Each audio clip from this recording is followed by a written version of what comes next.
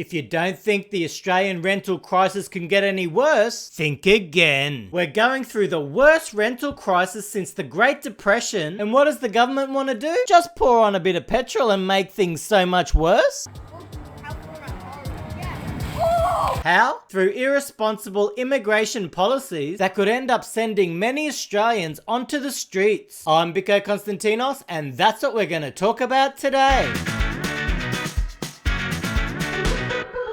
If you've ever watched a Marvel movie, why don't you give this video a like? And tell me what's your favourite? Mine's a mix between the original Guardians of the Galaxy and Avengers Infinity War. And consider subscribing to my channel. I'd love to have you on board. Australia's rental crisis has been all over the news, and for good reason. There's way too much demand, meaning way too few rentals for the people that need to rent, which has caused rents to skyrocket. You see pictures of massive queues lining up to check out a rental, many cases of people overbidding just to get a place, and several terrible stories where landlords are hiking the price by ridiculous amounts that the tenants can't afford to pay. Just check out the recent surge in weekly rents for house prices and for units. Prices have been going up parabolically, which is causing massive stress to many renters. And funnily, it all happened after COVID, after the artificially inflated housing bubble. Actually, it's not funny at all. Just check out how the rental vacancy rate has deteriorated. Vacancy rates across Australia since 2010 were climbing quite nicely, meaning there was plenty of rental properties, which helps keeps rent at more reasonable levels. Then vacancy levels started to trend between 2 and 2.5%, but look how it's deteriorated since COVID. A 1% rental vacancy rate pretty much means there's no stock, and that's why we're seeing the current crisis in the rental market. But hold on to your hats, because the government's foreign policy could turn this crisis into a catastrophe. And to see how, we're gonna have a look at this news.com article by Leith Van Onselen. So what's the government gonna do? They're gonna accelerate Australia's immigration intake, increasing the permanent migrant intake to 195,000, increasing post-study work visas by 2 years in areas of skills shortages, allowing international students to work unlimited hours while studying, and allocating $36 million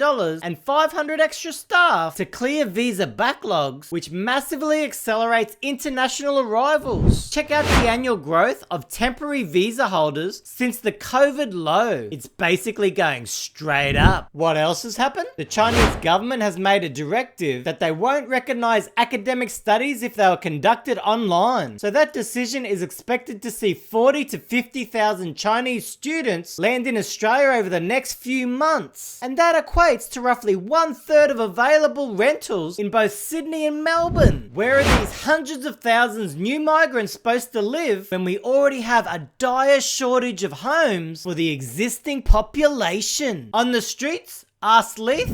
Check out Australia's net overseas migration levels. Since around the 1950s, it seemed to average around 100,000. But then in the 2000s, look how immigration ramped up. And guess what? We're now heading back to the highest levels of immigration ever. And I've got nothing against immigration. But what I am against is extremely high levels of immigration when we have a current rental crisis with many hardworking and vulnerable Australians unable to find secure housing. And this is why the current rental crisis could get so much worse. According to Leith, if the federal government keeps running this big Australian immigration policy, the nation will forever suffer from rental shortages. Australia's population is estimated to grow by 13.1 million in 40 years due to net overseas immigration of 235,000 a year. That's the equivalent of adding a combined Sydney, Melbourne, and Brisbane to the current population in only 40 years. And most Australians also aren't in favour of extreme levels of immigration growth. The Australian Population Research Institute released polling showing that only 19% of respondents supported pre-COVID levels of immigration, with 70% wanting lower immigration, and of that 70, 48% want significantly lower to zero levels of immigration. According to Leith, if Australia wants to fix this housing crisis, they must start by moderating population growth so that the demand better matches the supply. And if this doesn't happen and immigration levels remain sky high, then this rental crisis will become a permanent feature in Australia. And we don't bloody want that. Another foreign policy exacerbating the housing crisis is allowing foreign ownership of Australian property. Now, even though only around 5% of Australian property is owned by foreigners, it still creates additional demand, which pushes up prices, and higher property prices flow through to higher rents. And that just adds to the pain being felt by renters. So considering we are in this current crisis, why not ban foreign ownership for a period of time, just like Canada has? I mean, the government needs to take this seriously, because many renters are having their rents hiked 10 or 20%, yet no action's been taken by the government. And that's the same with house prices over the past 30 years. Governments just keep those policies that add more and more speculative demand without ever trying to overhaul them. And it's driving me nuts because I see renters getting so screwed over. For more information on the housing policy disgrace, check out this video here. Now, there's other things that can be done to improve this rental crisis, and they need to be looked at immediately. There's a stack of properties sitting empty all over Australia. Long-term empty properties should be taxed to encourage more of them to be made available for rentals. Also, Airbnb needs to be looked at closely because that's taken more long-term rentals off the market as well. And what the government doesn't seem to understand is that the crazy house prices we're seeing after 30 years of growth way above wages, we now are in a situation that more and more people can't afford a home, so they're forced to rent. So more and more renters are dealing with a shortage of stock and ridiculous rental surges that many can't afford, especially since the price of living is skyrocketing as well. And now government policies are going to see the highest level of immigration ever, which could just turn this crisis into a catastrophe. I'm Biko Konstantinos.